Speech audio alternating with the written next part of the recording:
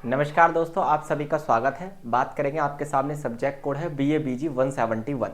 ये जो subject code है इसकी खास बात ये है कि यहाँ पर आप देखेंगे ना, बहुत ही प्यारा कंटेंट ये है कि ये पूरा ही बैच या फिर पूरा ही कोर्स आप मान के चलिए सिर्फ अंबेडकर साहब के, बाबा साहब के इधर उधर ही घूमने वाला है।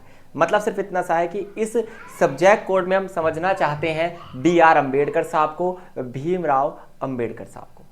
ठीक है दोस्त, जय भीम जय भारत। इस सब्जेक्ट कोड की आज ये पहली क्लास है आपके बैच के अंदर, और यदि आपने ये सब्जेक्ट कोड लिया है तो इट मीन्स आप अंबेडकर साहब को बहुत बेहतर तरीके से समझना चाहते हैं।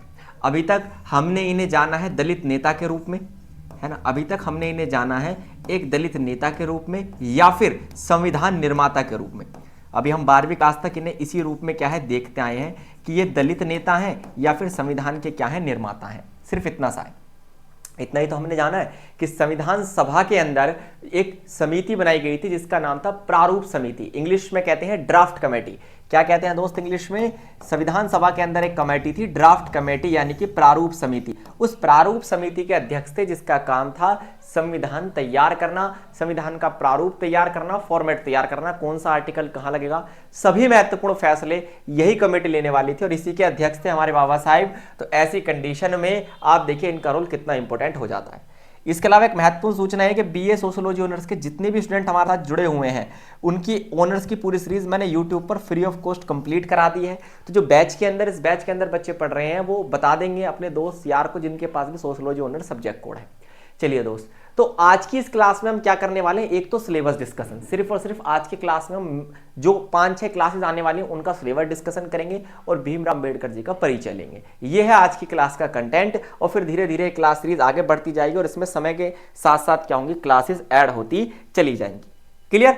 चलिए सबसे पहले कंटेंट टेबल की बात कर लेते हैं, देखेंगे हम क्या क्या समझने वाले हैं। भाई सबसे पहले तो हम यही समझेंगे परिचय कि जो बाबा साहिब थे, भीमराव अंबेडकर थे, इनका जीवन परिचय क्या है।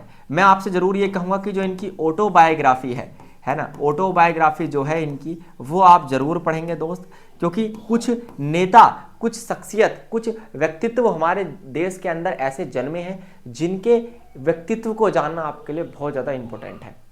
इनके व्यक्तित्व में, इनके चरित्र में कुछ ऐसी विशेषताएं कि यदि आप इन्हें पढ़ें और अपने जीवन में अपना लें तो आप एक कामयाब, एक सफल इंसान बन सकते हैं। तो परिचय तो आपको दिया ही दिया जाएगा। इसके अलावा मैं आपको पढ़ाऊंगा यहाँ कि अंबेडकर साहब के अनुसार एक आदर्श समाज, अंबेडकर साहब के अनुसार एक आदर्श समाज कैसा होता है, अंबेडकर साहब के अनुसार भारत की ग्रामीण स्थिति क्या है।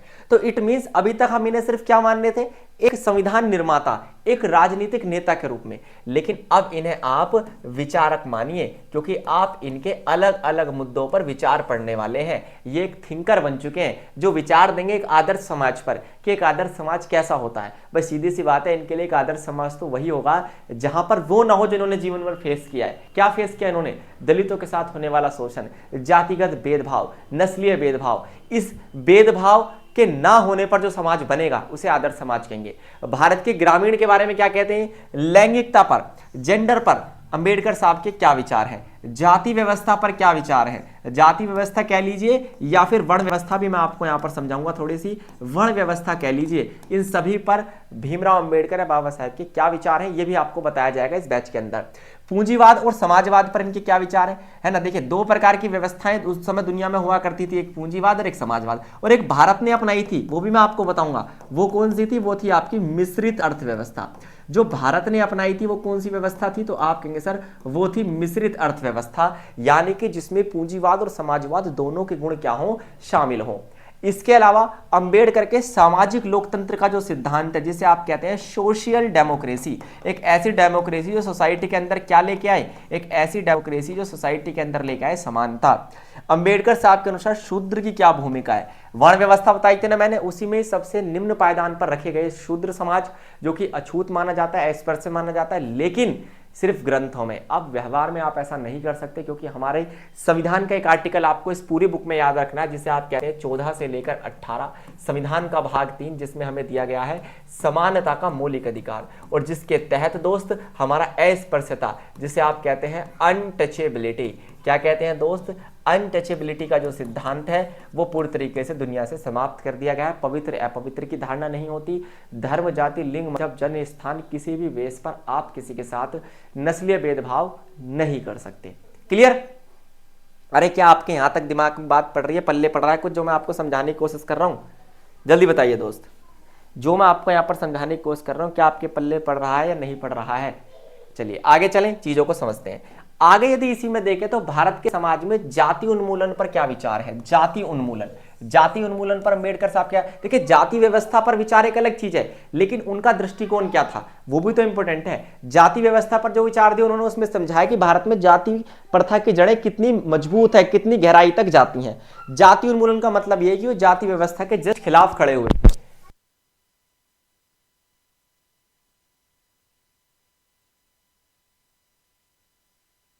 यहां तक बात आपको समझ में आती है नहीं आती? आगे चलिए, संसदीय लोकतंत्र पर अंबेडकर साहब के क्या विचार है? अब देखिए दो प्रकार के लोकतंत्र हो चुके हैं यहां पर, अगर आपने ध्यान दिया हो तो मैंने कहा था सामाजिक लोकतंत्र पर सोशल डेमोक्रेसी, और पार्लियामेंट्री लोकतंत्र यानी कि आप कह सकते हैं संसदीय लोकतंत्र पर अंबेडकर साहब के क्या विचार है। फिर ये जो क्वेश्चन है थोड़ा नया टाइप का, नया पैटर्न का सवाल है जो एग्जाम में आया था कि ब्रिटिश भारत में, जब भारत ब्रिटेन के पक्ष में रहा या फिर आप कह सकते हैं ब्रिटेन के एक गुलामी वाले पीरियड में रहा लगभग 200 साल तक, आप कह सकते हैं सन 1600 से लेकर 1917 के आसपास, 1605 में शायद जो हमारी ईस्ट इंडिया कंपनी थी वो भारत आई थी, तो वहां पर आप देखिए सामाजिक न्याय के लिए अंबेडकर के क्या संघर्ष रहे, क्योंकि सबसे ज्यादा शोषण लोगों का ब्रिटिश समाज में होता था, तो इनके लिए क्या लड़ाइयां उन्होंने की वो सब मैं आपको बताऊंगा। एक राष्ट्र क्या होता है, व्हाट इज अ नेशन, है ना, एक नेशन क्या होता है, इसको लेकर अंबेडकर साहब ने क्या कहा। इसलिए मैं भी आपसे कह रहा था कि इस बुक को बेहतर तरीके से समझना है तो आप इनकी बायोग्राफी खरीद के ले आइए मार्केट से। एक पुस्तक है इनकी ऑटोबायोग्राफी, इनकी आत्मकथा, उसमें इनके सारे विचार आपको बाय डिफॉल्ट समझ में आ जाएंगे, और अगर आपने वो बुक पढ़ ली तो आप इनके प्रत्येक प्रकार के विचार विद एग्जाम्पल बता पाएंगे।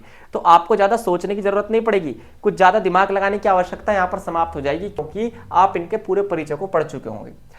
हिंदू धर्म में सामाजिक व्यवस्थाएं किस प्रकार है, जिसमें आपको देखने के लिए मिलेगी कि हिंदू धर्म में जाति प्रथा है, प्लस हिंदू धर्म में वर्ण व्यवस्था है, हिंदू धर्म में गोत्र सिस्टम है ना। इसके अलावा हिंदू धर्म में आप देखेंगे जाति वर्ण गोत्र और भी तो था सामाजिक व्यवस्था में, हाँ लिंग स्थिति कैसी है ये भी सामाजिक व्यवस्था में ही आएगी, ठीक, और भी जो भी एटसेट्रा चीजें हैं वो सभी इसकी सामाजिक व्यवस्था में ही आएंगी, ठीक है। गांव में अछूतों की परिस्थिति, देखिए ये शब्द मैं भले ही यहां पर यूज कर रहा हूं क्योंकि एग्जाम में इसे यूज कर लिया जाता है, लेकिन आप इसकी जगह अस्पर्श शब्द करेंगे तो ज्यादा थोड़ा सा प्रतिष्ठा सूचक लगता है ना, और हालांकि तो इस शब्द का यूज ना ही हो तो बेहतर है दोस्त, ठीक है। तो गांव में अस्पृश्यों की परिस्थिति पर अंबेडकर साहब ने क्या कहा, तो एक क्वेश्चन उससे मैच करता है नहीं करता कि भारतीय गांव के बारे में उन्होंने क्या कहा और गांव के अंदर अस्पृश्यों की स्थिति, क्योंकि ग्रामीण इलाका जो होता है वो ज्यादा पिछड़ा हुआ होता है, उसकी सोच कई बार आपको ज्यादा पिछड़ी हुई और आप कह सकते हैं रूढ़िवादी मिलेगी, तो वहां पर इनकी स्थिति ज्यादा खराब थी, ठीक है। इसके अलावा भाषाई राज्यों पे, क्योंकि आपको पता होगा दोस्त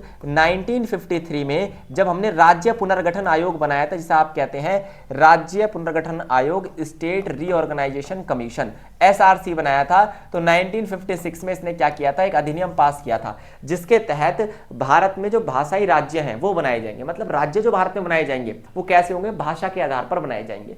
तो इसके बारे में अंबेडकर साहब ने क्या कहा, और दलित समुदाय के लिए उन्होंने संविधान के अंदर कौन कौन से प्रावधान किए, हम सोचते हैं सिर्फ और सिर्फ आरक्षण की व्यवस्था की है, यही नहीं इसके अलावा संविधान में दलित कम्युनिटी के लिए और भी बहुत सारे कार्य उन्होंने किए हैं। क्लियर दोस्त? अरे समझ में आया सिलेबस पैटर्न?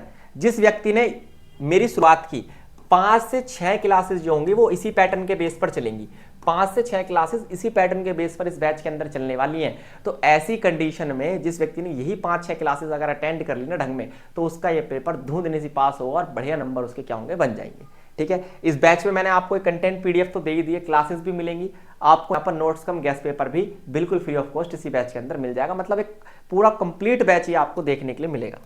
आगे चलिए, अब सबसे पहले समझते हैं हम इनका जीवन परिचय। नाम बी आर अम्बेडकर, हम अम्बेडकर साहब भी कह सकते हैं डायरेक्टली, ठीक है दोस्त, तो बी आर अम्बेडकर हो गया जी नाम, ठीक है। अब चलते हैं थोड़ा इनके जीवन परिचय के बारे में, एक एक शब्द कीमती है, ध्यान से समझना और थोड़ा नजर डालना।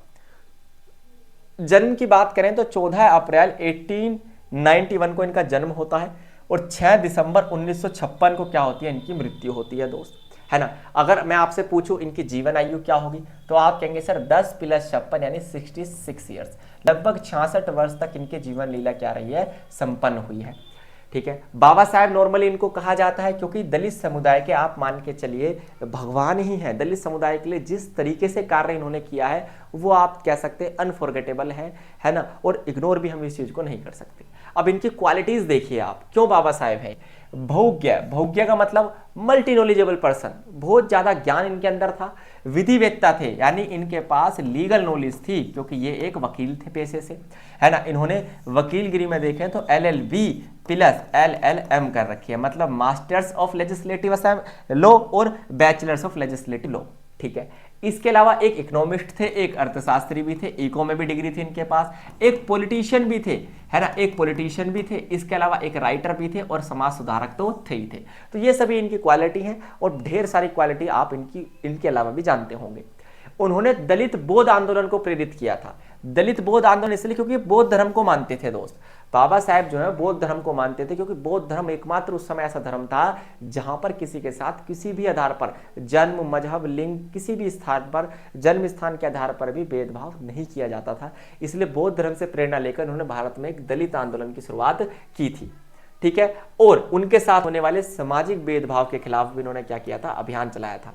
आपको नहीं पता हो तो मैं बता दूं, आप एक पुस्तक पढ़ना, अगर आपको जानना है ना दलितों के साथ किस तरीके का व्यवहार किया जाता था, तो आप एक राइटर हैं, दलित राइटर हैं, ओम प्रकाश वाल्मीकि, ये मेरा आपको एक दूसरा सजेशन है। आत्मकथा तो आप पढ़ना ही पढ़ना। ओम प्रकाश वाल्मीकि साहब की एक आत्मकथा है इनकी, झूठन, इनकी आत्मकथा है दोस्त, झूठन। इस आत्मकथा को आप जरूर पढ़ेंगे। जब आप इनकी झूठन आत्मकथा पढ़ेंगे दोस्त, तब आपको पता चलेगा कि दलित समुदाय की स्थिति उस समय कैसी थी, जिसके खिलाफ हमारे बाबा साहब लड़ रहे थे। उन्होंने श्रमिकों के लिए, मजदूरों के लिए, किसानों के लिए और महिलाओं के अधिकारों की रक्षा की, क्योंकि यही वो तीन ऐसे वर्ग थे उस समय जिनका सबसे अधिक शोषण होता था या फिर जिनका सबसे अधिक शोषण किया जाता था। वे स्वतंत्र भारत के पहले विधि और न्याय मंत्री बने, क्योंकि इनसे ज्यादा कानून की नॉलेज किसी को थी नहीं, तो संविधान निर्माता की तो इन्हें उपाधि मिल ही गई थी, साथ साथ इन्हें भारत का पहला कानून मंत्री भी बनाया गया। भारतीय संविधान के जनक कहे जाते हैं, मतलब father of Indian constitution, father of Indian constitution. इसके अलावा भारत गणराज्य के निर्माता भी यही हैं, क्योंकि भारत को रिपब्लिक बनाने के लिए जो महत्वपूर्ण प्रावधान है वो इन्होंने संविधान के अंदर किए। अभी रिपब्लिक क्या होता है, एक ऐसा स्थान जहां का हेड जो है, जहां का नेता जो है, जैसे हमारे मोदी साहब, उसको जनता ने चुना हो, तो ऐसे स्थान को आप रिपब्लिक कह सकते हैं, जहां पर पब्लिक का योगदान हो, ऐसा आप मान लीजिए, ठीक। तो ये इतनी बात समझ में आई या नहीं आई, जल्दी बताइए। मुझे नहीं लगता कि इतने डिटेल में आपको कोई कहीं भी यूट्यूब पर पढ़ाता होगा जितना हम बैच में आपको डिटेल में पढ़ाते हैं दोस्त, ठीक। आगे चलिए, नेक्स्ट है अंबेडकर विपुल प्रतिभा के छात्र थे। उन्होंने कोलंबिया विश्वविद्यालय से, देखिए पहली यूनिवर्सिटी तो ये हो गई दोस्त, दूसरा लंदन स्कूल ऑफ इकोनॉमिक्स से इकोनॉमिक्स की डिग्री। अब कोलंबिया से ले ली भाई, आप याद रखिए बैरिस्टर की पढ़ाई, है ना, ये तो होगी वकीलगिरी की पढ़ाई, और यहां से इन्होंने पढ़ ली अर्थशास्त्र की पढ़ाई, यानी कि अर्थशास्त्री बन गए, यहां से पढ़ ली उन्होंने अर्थशास्त्र की पढ़ाई, ठीक है। क्या कि अर्थशास्त्र में डॉक्टरेट की हुई है भाई, PhD डिग्री इन इकोनॉमिक्स, ठीक है। विधि का ज्ञान, अर्थशास्त्र का ज्ञान, राजनीतिक विज्ञान में उन्होंने क्या किया, रिसर्च वर्क किए। व्यवसायिक जीवन की बात करें, कॉमर्शियल लाइफ, करियर किस में बनाया, शुरुआत में वो अर्थशास्त्र के कुछ समय तक क्या रहे, प्रोफेसर रहे, और फिर बाद में उन्होंने कुछ समय के लिए वकालत भी की, ठीक है। और बाकी जीवन तो उनका पता ही है आपको, भारत की आज़ादी, श्रमिकों के लिए काम करना, मजदूरों के लिए काम करना, किसानों के लिए और दलित समुदाय के लिए काम करने में, राजनीतिक गतिविधियों में उनका जीवन बीत गया। इसके बाद अंबेडकर साहब ने भारत की स्वतंत्रता के लिए प्रचार किया और चर्चाओं में शामिल हो गए। कई पत्रिकाओं को भी उन्होंने प्रकाशित किया, पत्रिकाएं, मैगजीन, क्योंकि उस समय रेडियो टेलीविजन ज़्यादा तो इनका तो आविष्कार पूरी तरीके से नहीं हुआ था, तो लोग पढ़ते बहुत थे, किताबें, न्यूज़पेपर, पत्रिकाएं, तो इन सभी के माध्यम से उन्होंने लोगों के अंदर स्वतंत्रता का महत्व जागने की कोशिश की, ठीक है। और भारत के निर्माण में दलितों के लिए राजनीतिक अधिकार दिलाना और सामाजिक स्वतंत्रता, मतलब ना तो समाज में उनके साथ भेदभाव हो, दूसरी चीज उन्हें राजनीतिक अधिकार मिले, जैसे वोट देने का अधिकार उनको मिले, है ना, अपना नेता चुनने का अधिकार उनको मिले, है, चुनाव लड़ने का अधिकार उनको मिले, ये सभी चीज। इसलिए आपको पता हो तो चुनाव के अंदर भी 33% आरक्षण यहाँ पर दलित समुदाय को दिया गया, जिसमें आपका SC, शेड्यूल कास्ट और शेड्यूल ट्राइब शामिल होती हैं। पता है ना आपको ये चीज। चलिए, हिंदू धर्म में जितनी भी बुराइयां हैं, स्पेशली आप देख सकते हैं जाति प्रथा, वर्ण व्यवस्था या फिर ये छुआछूत की बीमारी, ये सभी देखिए, इन सभी से तंग आकर उन्होंने 1956 में क्या किया, बौद्ध धर्म अपना लिया था, क्योंकि हिंदू धर्म में वो खास बातें नहीं थी जो ये चाहते थे। क्या चाहते थे, समानता का व्यवहार, वो इन्हें बौद्ध धर्म में मिला। दूसरी चीज 1990 में, ये इंपॉर्टेंट है दोस्त, इन्हें भारत रत्न, जो भारत का सर्वोच्च पुरस्कार है दोस्त, है ना भाई, सर्वोच्च पुरस्कार यही तो है। आप कहेंगे सर बिल्कुल, तो सर्वोच्च पुरस्कार भारत रत्न से इन्हें नवाजा गया, लेकिन याद रखिए मरणोपरांत, है ना, क्योंकि मृत्यु तो 1956 में हो चुकी है, नवाजा कब जा रहा है, 1990 में। भारत रत्न इन्हें कहा गया दोस्त, इनको भारत रत्न से नवाजा गया, ठीक है। भारत रत्न, फिर आता है पद्म विभूषण, फिर पद्म भूषण, फिर पद्मश्री। 4 सर्वोच्च पुरस्कारों में सबसे ऊपर भारत रत्न। 14 अप्रैल को उनका जन्म दिवस मनाया जाता है दोस्त, अंबेडकर जयंती के नाम से, है ना। दुनिया भर में मनाया जाता है, सिर्फ इंडिया में नहीं, दुनिया भर में, क्योंकि लोग इन्हें इनकी नॉलेज के कारण बहुत ज्यादा मानते हैं दुनिया भर में। डॉक्टर अंबेडकर की विरासत में यदि देखा तो लोकप्रिय संस्कृति में कई स्मारक, कई चित्र आपको देखने के लिए मिलेंगे। उनका इधर 6 दिसंबर 1956 को हुआ था, इसलिए 6 दिसंबर को महापरिनिर्वाण दिवस मनाते हैं। महापरिनिर्वाण दिवस, क्योंकि इसी दिन, महापरिनिर्वाण का मतलब क्या होता है, जिस दिन महात्मा बुद्ध ने क्या की थी, आप कह सकते हैं अपनी जीवन लीला को समाप्त किया था, ठीक। इसलिए 6 दिसंबर को महापरिनिर्वाण दिवस हम यहाँ पर बना लेते हैं। ठीक है दोस्त, बात समझ में आई या नहीं आई? सिर्फ इतना सा है कि महापरिनिर्वाण का मतलब होता है मृत्यु का दिवस। क्यों? क्योंकि महात्मा बुद्ध की मृत्यु जिस दिन को हुई थी उस दिन को महापरिनिर्वाण कहा गया था, उस प्रक्रिया को। तो इसे हम महापरिनिर्वाण के दिवस के रूप में 6 दिसंबर को मनाते हैं। इतनी सी बात आपको याद रखनी है। क्लियर दोस्त? यहां तक यदि बात समझ में आपको आ गई हो तो अब यहां से इनके विचार जानना स्टार्ट करेंगे नेक्स्ट क्लास में। आज के लिए केवल इतना ही। थैंक यू, धन्यवाद, नमस्कार।